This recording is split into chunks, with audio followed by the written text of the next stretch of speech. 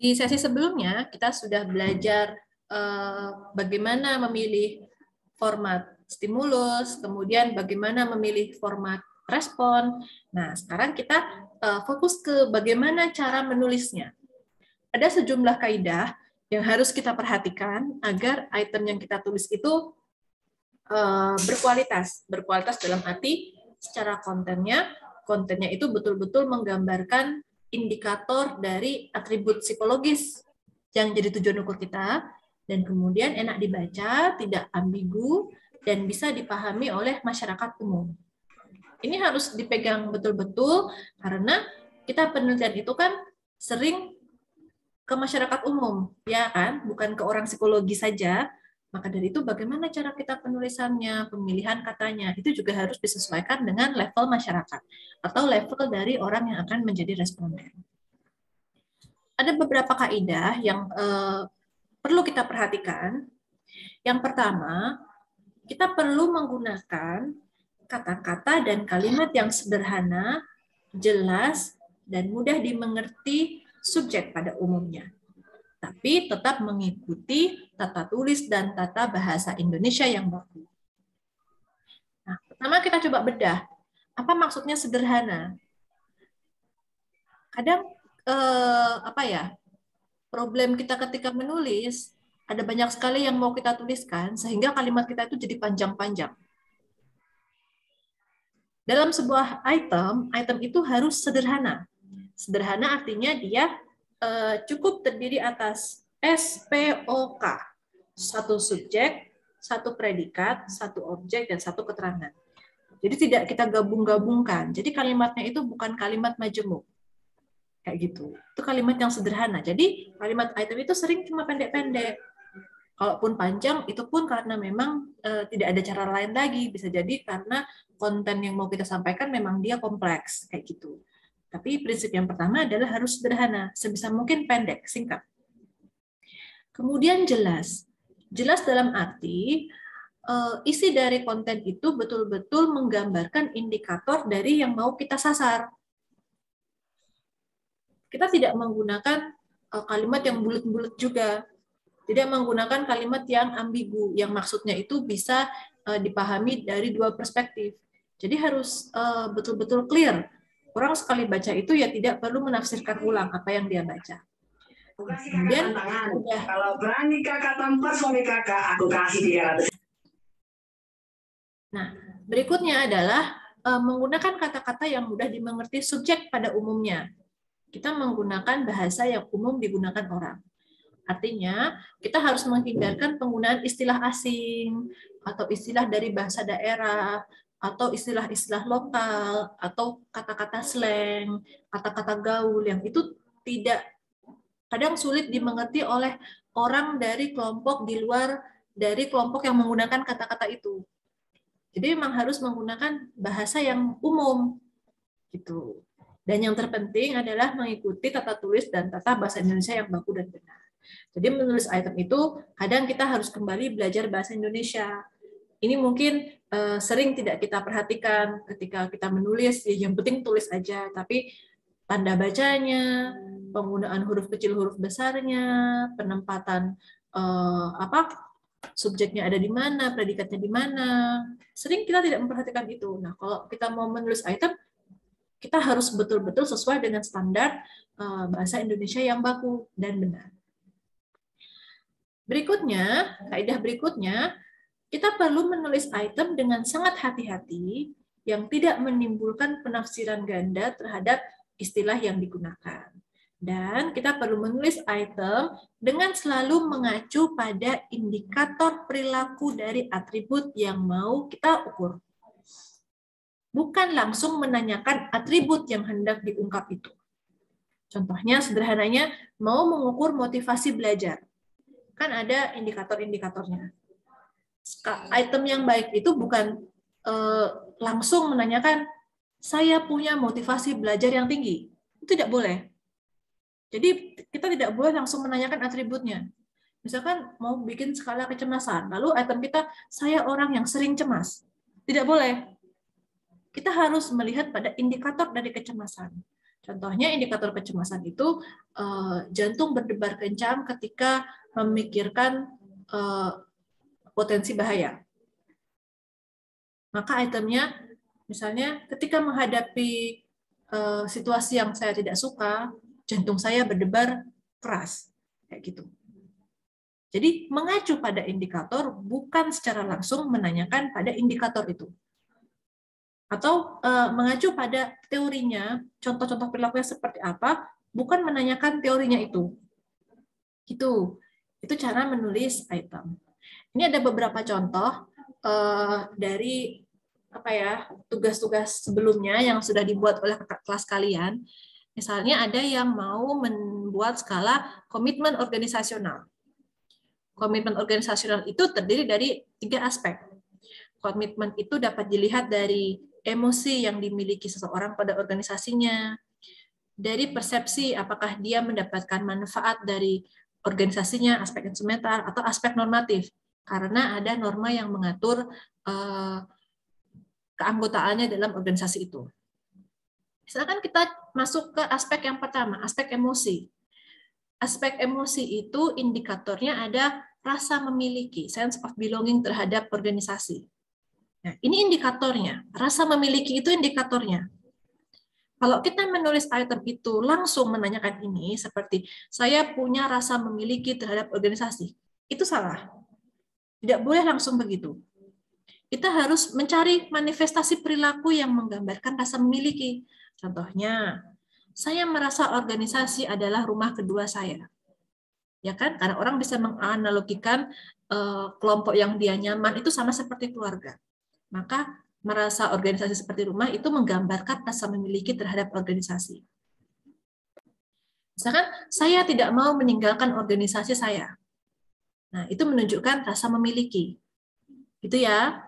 Jadi ini maksudnya kita tidak menanyakan secara langsung indikatornya, tidak boleh, tapi kita mencari perilaku yang menjadi manifestasi, yang menjadi perwujudan, yang menggambarkan dari indikator itu. Contohnya lagi misalnya, tahun lalu ada kakak kelas kalian yang meneliti tentang konstruksi skala kontrol di dalam bermedia sosial. Salah satu aspek dari kontrol diri bermedia sosial adalah aspek kognitif, di mana individu secara kognitif itu bisa memikirkan cara memperoleh informasi dan melakukan penilaian terhadap informasi di media sosial. Gitu. Dengan memiliki aspek inilah orang itu bisa kita nilai kontrol dirinya itu bagus atau tidak. Jadi gambarannya orang yang kontrol dirinya baik, dia tahu cara memperoleh informasi yang benar dan melakukan penilaian terhadap kualitas informasi tersebut. Nah, pada aspek satu ini ada indikator tahu cara memperoleh informasi. Nah, kalau kita menulis itemnya, saya tahu cara memperoleh informasi, langsung menanyakan pada indikatornya, itu salah. Gitu. Kita harus mencari perilaku yang menjadi manifestasinya. Bagaimana sih orang mencari perilaku, memperoleh informasi itu dan melakukan penilaian terhadap informasi itu. Nah, sehingga di sini ada item yang lebih baik, misalkan ketika saya membaca suatu berita, saya mencari pembandingnya pada situs berita yang lain. Jadi tidak langsung menanyakan saya tahu cara memperoleh, tapi kita mencari manifestasi perilakunya. Atau ada item lagi yang bagus, ketika satu informasi tidak saya pahami, saya bertanya pada teman saya. Itu menggambarkan cara memperoleh informasi. Contoh lagi, ada yang membuat skala kedekatan anak dengan orang tua. Aspek yang pertama menyangkut ikatan emosional, yang didefinisikan sebagai adanya hubungan intens yang baik secara fisik maupun emosional dengan orang tua. Ada 2 indikator, ada komunikasi, di mana anak berkumpul dengan keluarga, dan ada pemberian kasih sayang. Kalau kita menulis item untuk mengukur aspek ini, saya punya ikatan emosional dengan orang tua saya, itu salah. Karena langsung menyasar pada indikator, tidak boleh. Kita harus mencari manifestasi perilakunya. Contohnya, ketika saya ada masalah, orang tua menjadi teman curhat saya. itu menggambarkan indikator komunikasi. Gitu. Atau jika tidak bertemu dengan orang tua dalam waktu lama, saya merasa rindu. Ada rasa kasih sayang di situ. Nah, jadi intinya adalah, contoh-contoh ini intinya adalah kita tidak boleh menulis item yang dia langsung menyasar pada aspek maupun indikator, maupun atributnya itu sendiri. Kita tidak boleh langsung menanyakannya. Yang kita butuhkan adalah manifestasi perilaku yang menggambarkan dari aspek dan indikator itu. Ya, karena kita kembali ke prinsip dasar awal kita, atribut psikologis itu sifatnya laten, tidak bisa dilihat. Kita bisa mengukurnya hanya dengan cara yang tidak langsung, yaitu dari sampel-sampel perilaku yang menjadi indikasi ada tidaknya atribut psikologis itu. Aspek atau indikator ini adalah konstruk teoretis. Jadi baru secara teoritisnya itu seperti itu. Tapi perilaku orang yang sesuai dengan teori itu bisa bermacam-macam, bisa sangat beragam. Gitu. Maka dari itu kita harus fokus pada perilaku yang menjadi perwujudan dari konstruk teoritisnya, bukan menanyakan konstruk teoritisnya. Jadi itu bagaimana cara menulis item. Sampai sini, mungkin ada yang mau ditanyakan dulu dari kalian. Silakan.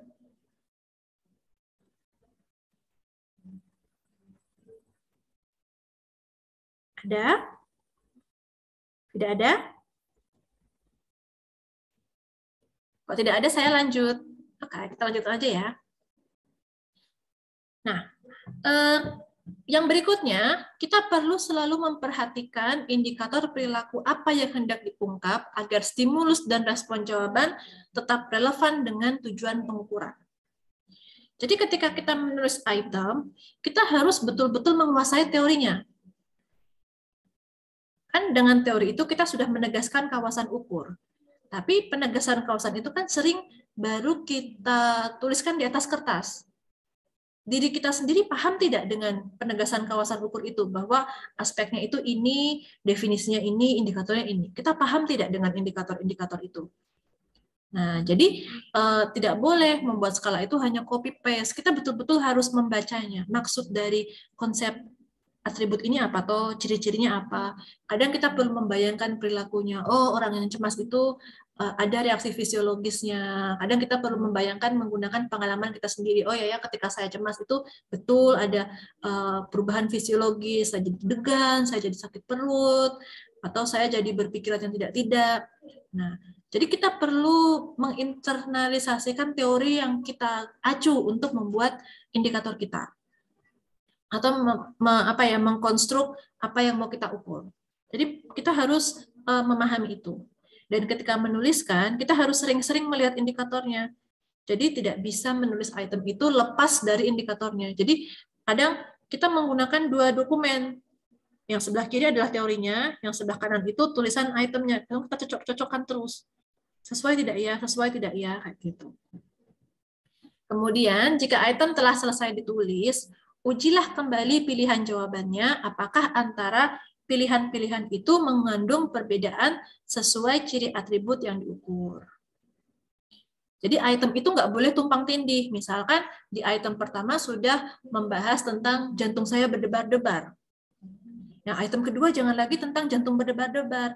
Carilah manifestasi perilaku yang lain yang menggambarkan kecemasan. Misalkan sakit perut atau pingsan juga bisa, kayak gitu kan, meskipun jarang orang cemas sampai pingsan. Tapi sebisa mungkin pilihan-pilihan itu mengandung perbedaan. Tapi perbedaan-perbedaan itu tetap dalam koridornya, tetap dalam kawasan ukurnya, tetap sesuai dengan teorinya. Kayak gitu. Kemudian, isi item tidak boleh mengandung social desirability. Social desirability itu maksudnya adalah menggambarkan apa yang diinginkan masyarakat. Isinya sesuai dengan keinginan sosial pada umumnya karena dianggap baik. Nah, kalau item mengandung social desirability, kadang responden jadi takut kalau menjawab yang sesuai dengan dirinya karena dia tahu masyarakat tidak begitu mendukung kecenderungan dirinya. Misalnya mau menulis item tentang tadi kedekatan dengan orang tua, aspek emosional. Contoh itemnya saya marah pada orang tua saya. Misalkan di tengah masyarakat kita ada social desirability, anak itu harus berbakti pada orang tua, tidak boleh kurang ajar. Kalau subjek merasa, oh ini kok isinya kayak gini ya, jangan-jangan nanti kalau saya ngisi sesuai, karena memang mungkin saya sering marah dengan orang tua saya, nanti sama peneliti saya nilai saya jadi jelek kayak gitu. Atau saya jadi ketahuan kok ternyata saya pribadi yang ada celahnya kayak gitu. Nah, kalau ada item-item yang itu menggambarkan norma sosial, itu bisa membuat subjek kemudian pura-pura baik. Itu juga harus diminimalisir item-item yang mengandung social desirability. Gitu. Kemudian yang penting juga kita perlu membuat item dalam arah yang favorable maupun yang unfavorable untuk menghindari stereotip jawaban. Ini ada istilah yang harus kalian pahami. Ada item yang sifatnya favorable dan ada item yang sifatnya unfavorable. Nah, apa maksudnya itu? Item favorable itu adalah item yang kalau itu dijawab ya oleh responden, maka jawaban itu akan menggambarkan bahwa dirinya punya atribut psikologis yang diukur itu. Jadi dia arahnya positif. Jadi contohnya, misalkan aspek ikatan emosional ini ya, ketika saya ada masalah, orang tua menjadi teman curhat saya. Kita beli rentang dari 1 sampai 5. 1 sangat tidak sesuai, sampai 5 sangat sesuai. Kalau seseorang menjawab sangat sesuai, nah pada item yang favorable ini, maka itu akan menunjukkan bahwa dia punya ikatan emosional. Tapi kalau dia menjawab 1 yang sangat tidak sesuai, itu artinya dia punya ikatan emosional yang rendah. Nah, kebalikannya kalau item unfavorable, itu adalah kebalikannya. Dia secara konten adalah kontradiksi dari aspek. Misalkan saya membenci orang tua saya.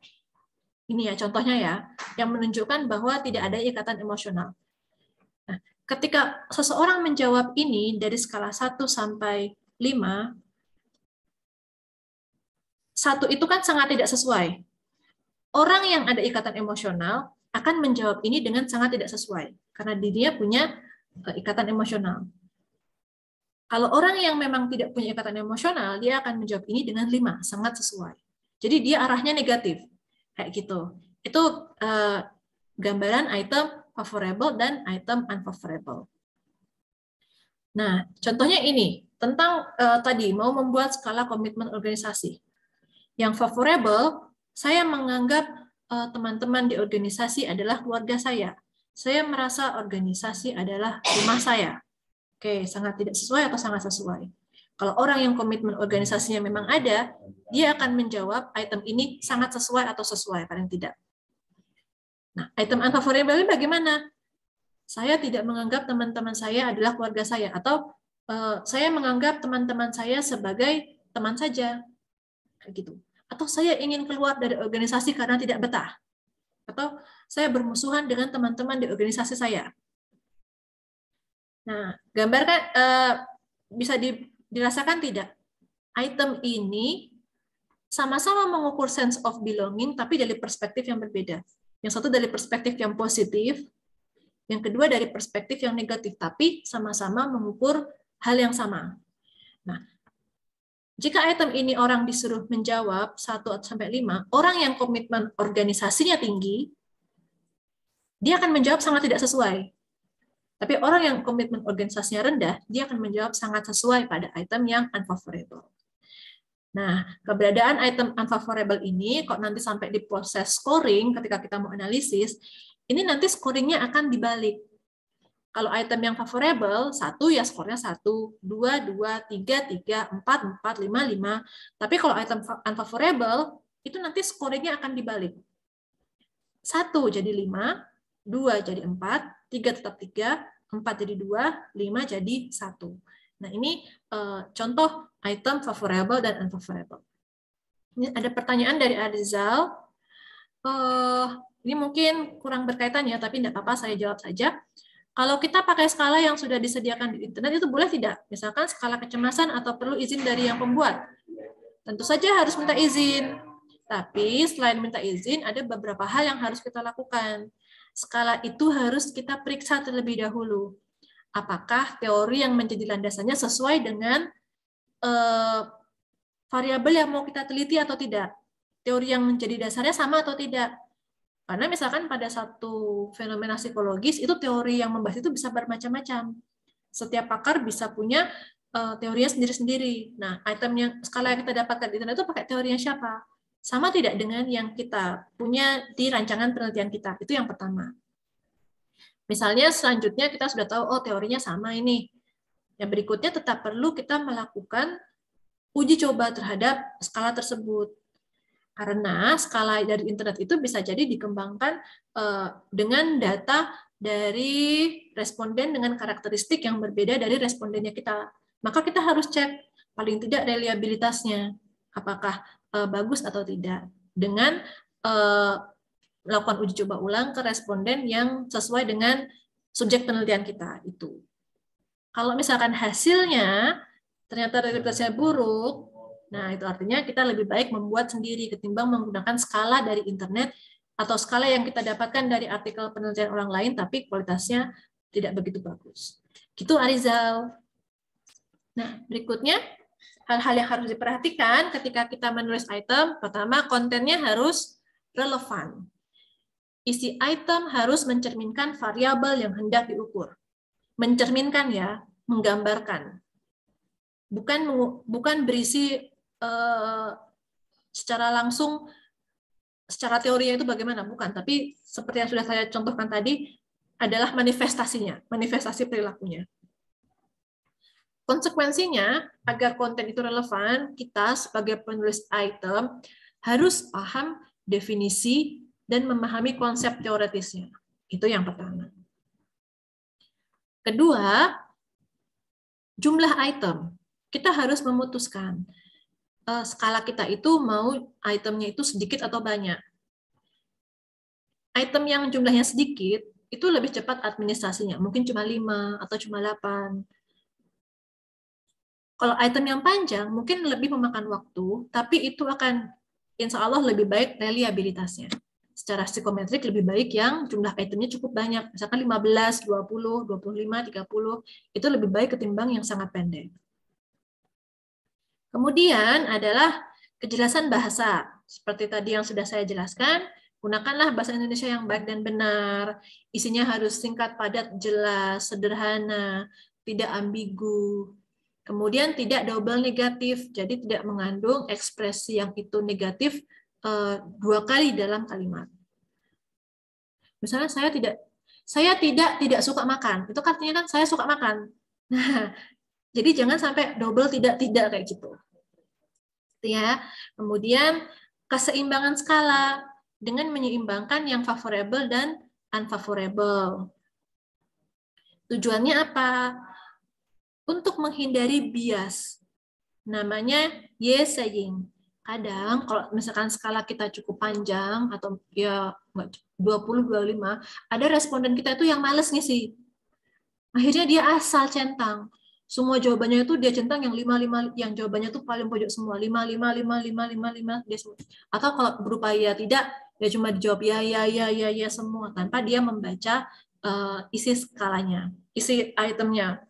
Nah, dengan ada item yang unfavorable dan favorable, orang jadi dipaksa untuk membaca karena dia tahu loh kok isinya bertolak belakang ya. Dia jadi harus melakukan penilaian yang lebih baik terhadap dirinya, saya sesuai atau tidak ya. Kayak gitu. Kalau item favorable itu, kesetujuan subjek pada item yang favorable ini akan menunjukkan level tinggi pada atribut yang diukur. Kalau unfavorable, setujuan pada item ini menunjukkan level rendah pada atribut yang diukur. Jadi ini hal-hal yang perlu diperhatikan saat kita menulis item.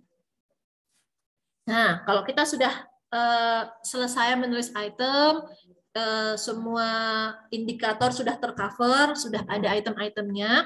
Tahap berikutnya adalah kita melakukan uji coba terhadap item tersebut. Kita lakukan tryout, istilahnya. Nah, uji coba ini disebut juga uji coba empiris atau field test atau uji lapangan. Tujuannya adalah uji lapangan ini dilakukan dalam kondisi tes yang sebenarnya, sehingga respon subjek adalah respon yang sesungguhnya pula. Jadi, misalkan kita membuat skala untuk remaja, misalkan skala kedekatan remaja pada orang tuanya. Berarti kan respondennya adalah remaja. Maka untuk uji cobanya kita harus pada remaja juga. Gitu. Nah, agar kita bisa mendapatkan data yang sebenarnya dari remaja, oh gambarnya seperti ini.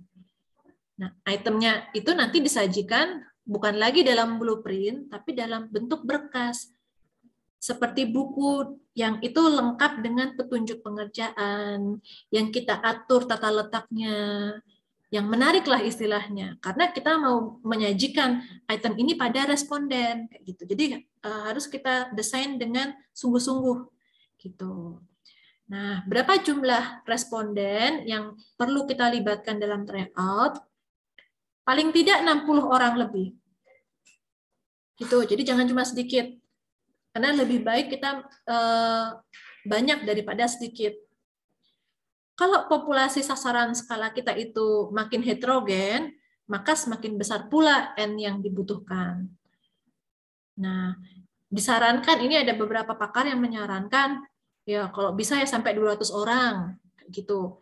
Tapi saya pikir ini mungkin kok bagi mahasiswa ini terlalu banyak. Biasanya 200 orang itu kalau kita mau melakukan hasil tryout itu mau kita uji validitas konstruk yang itu menggunakan teknik statistik yang sudah agak lebih tinggi, dan itu memang perlu data yang sangat bervariasi, variasinya tinggi.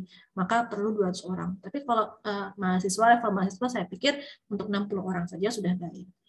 Ada juga yang mengatakan jumlah N itu paling tidak 6-10 kali lipat dari jumlah item yang hendak dianalisis. Jika sumber daya kita memungkinkan, baik waktu, tenaga, biaya, pikiran kita memungkinkan untuk melakukan itu. Jadi misalkan kalau di blueprint kita, target kita adalah 10 item, maka paling tidak 10 kali 10. Responden uji coba kita 100 orang. Kalau di blueprint kita ada 20, ya paling tidak 200 orang. Tapi sekali lagi itu disesuaikan dengan sumber daya kita. Karena pada dasarnya perhitungan analisis psikometrik itu pakai statistika parametrik, ya paling tidak lebih dari 30 orang lah untuk uji coba. Tapi ya jangan mepet 30. 30 itu sudah sangat minimal. Itu kalau ada yang jelek, susah diperbaiki. Maksudnya kalau datanya tidak normal atau apa, nah lebih baik banyak. Paling tidak lebih dari 60. Itu sudah jalan tengahnya. Ketimbang 200 atau berapa kali lipat dari jumlah item kan. Nah, 100 juga boleh. Dan saya pikir untuk mendapatkan subjek saat ini tidak repot, tidak susah, karena sudah ada platform digital yang membuat kita mudah untuk menyebarkan skala ke banyak orang dalam satu waktu. Jadi tidak ada alasan lagi untuk menawar, oh aku nggak bisa 60, kita pasti bisa. Nah orang tuh banyak kok, orang Indonesia aja berjuta-juta. Orang Magelang aja ada ribuan. Misalkan mau subjek yang mahasiswa aja ada ribuan orang juga. Nah, gitu ya. Jadi intinya paling tidak 60 orang. Kemudian, bagaimana tampilan dan administrasi skala? Skala yang diberikan saat uji coba itu harus menarik, agar menarik minat subjek untuk mengerjakannya dengan sungguh-sungguh. Ya, jadi harus diperhatikan ukuran hurufnya, jangan kekecilan, jangan kebesaran, tata letaknya, jangan rengket-rengket antar barisnya. Ya harus kita sajikan dengan cara yang itu enak dibaca. Boleh kita berikan warna, tapi jangan terlalu mencolok sehingga mengganggu penglihatan, semacam itu. Jadi, tata letak dalam penulisan skala harus mempermudah responden dalam menjawabnya. Jadi, kalian pernah kan membayangkan situasi ujian, soalnya 50, tapi lembar jawabannya terpisah. Kan rumit, kan lebih mudah kalau dijawab di soal itu juga kan. Nah, sama juga ketika kita membuat skala. Ya, kalau bisa responden menjawabnya ya setelah dari itemnya, di bawah item langsung respon, di bawah item langsung respon. Jadi tidak di lembar yang terpisah, misalkan begitu. Kemudian beberapa tips, misalkan kita mau mencetak skala itu dalam satu lembar halaman. Jangan memuat terlalu banyak item dalam satu halaman, itu jadi rengket-rengket, susah dibaca, jadi kecil-kecil. Berikan spasi yang cukup antar item, jangan terlalu rengket, juga jangan terlalu jarang. Kalau terlalu rengket itu susah dibaca, kalau terlalu jarang itu nanti kalian banyak uang perlu dihabiskan untuk mencetaknya. Kemudian tidak boleh ada kesalahan cetak satu huruf pun, nggak boleh ada typo. Jadi memang harus diteliti bolak-balik, ada typo atau tidak, ada kesalahan penulisan tanda baca atau tidak. Nah, karena skala ini kan mau kita berikan ke masyarakat. Kalau masyarakat melihat skala kita kok ada banyak kesalahan, itu kan menunjukkan, aduh, yang mau penelitian ini nggak profesional. Atau bayangkan kalau besok kita sudah jadi profesional di bidang psikologi, jadi psikolog atau apa, kita bikin alat ukur dan salah-salah.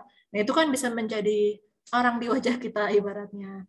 Nah, ini orang sudah sungguh-sungguh namanya kayaknya sudah ada title-nya kok masih typo nulisnya.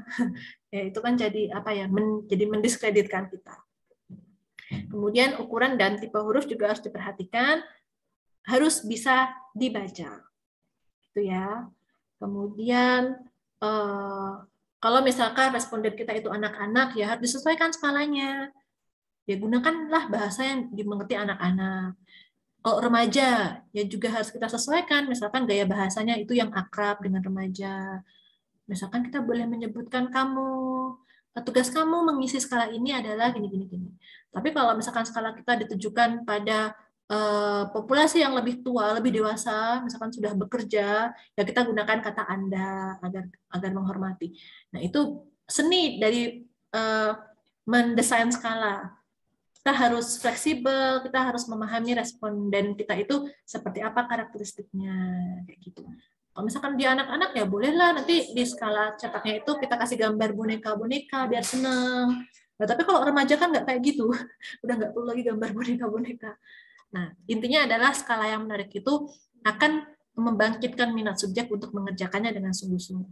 Nah, sungguh-sungguhnya ini yang harus kita jaga. Motivasinya untuk mau mengisi itu, agar dia tidak membuat jawaban yang bias, yang ngawur, yang cuma nebak-nebak, dan seterusnya. Nah, nanti kalau komponen skala, biasanya tentu saja mungkin kalian sudah pernah melihat ya, biasanya diawali dengan kata pengantar atau cover letter, ada perkenalan tim penelitinya siapa, atau tim pengembangnya, kemudian tujuannya apa, kemudian nanti diminta data identitas, misalkan inisialnya siapa, jenis kelaminnya, usianya, asalnya dari mana, dan beberapa informasi lain yang relevan. Kemudian barulah skalanya dengan dilengkapi instruksi petunjuk pengerjaan. Kemudian contoh instruksinya juga seperti ini, saya pikir tidak perlu saya jelaskan karena ini sering kalian baca, kalau kalian pernah menjadi subjek penelitiannya kak kelas kalian pasti bolak-balik membaca hal yang semacam ini. Nah, itulah kaidah-kaidah dalam penulisan item. Semoga bisa memberikan wawasan tambahan bagi kalian dan juga persiapan. Karena nanti di mata kuliah ini kalian juga akan praktek untuk menuliskan item. Ini ada tanggapan dari Ariza lagi di chat. Berarti kita butuh izin ya? Dan perlu adanya uji reliabilitas dan validitas terhadap skala tersebut? Betul. Jadi kalau kita mau menggunakan skala orang lain, kita harus minta izin lah paling tidak. Ya, sebetulnya tidak minta izin pun tidak apa-apa, sepanjang kita mencantumkan informasi itu punyanya siapa di daftar pustaka kita. Jadi kita tidak melakukan plagiasi. Itu etikanya semacam itu. Kita sebutkan skala yang kita pakai ini punyanya siapa. Barulah ketika kita membutuhkan informasi lebih banyak, misalkan karena di artikel penelitiannya itu tidak ada informasi yang kita butuhkan, barulah kita minta izin, kita kirim email ke orangnya untuk menyatakan kita pengen menggunakan skalanya ini, dan kita minta informasi tambahan yang kita butuhkan. Tapi kalau dari artikelnya sudah lengkap, sudah ada itemnya, sudah tahu cara administrasinya bagaimana, tidak perlu izin yang formal, ya cukup ketika kita melaporkan penelitian kita tuliskan skala ini mengadaptasi atau mengadopsi atau memodifikasi dari skala yang dikembangkan oleh X tahun berapa. Kayak gitu aja udah cukup. Begitu Arizal. Mungkin ada tanggapan dari Arizal? Apakah bisa dimengerti penjelasan saya? Bisa, Bu. Okay. Cuma itu loh, Bu, yang apa ngeganjel itu pas yang apa, misalkan kalau kan orangnya tuh misalkan skalanya tuh udah lama gitu, Bu. Terus orangnya tuh udah nggak ada, maaf nggak ada gitu, Bu. Iya. Nah, itu gimana caranya gitu, Bu? Oh iya, ya nggak apa-apa, pakai cara itu. Yang penting namanya dia sama dari artikel mana kita mendapatkan skala itu, kita cantumkan di citasi dan daftar pustaka kita. Itu sudah cukup. Gitu ya. Siap, Bu. Makasih, Bu. Gitu. Dan apa ya, biasanya kalau penggunaan skala milik orang lain itu kita bisa mengadopsinya. Jadi kita gunakan semuanya tanpa kita merubah. Kita bisa juga memodifikasinya. Misalkan kita menggunakan teorinya dia, aspek-aspeknya dia, tapi ada item-item yang menurut kita perlu kita sesuaikan dengan kebutuhan kita. Itu namanya kita memodifikasi.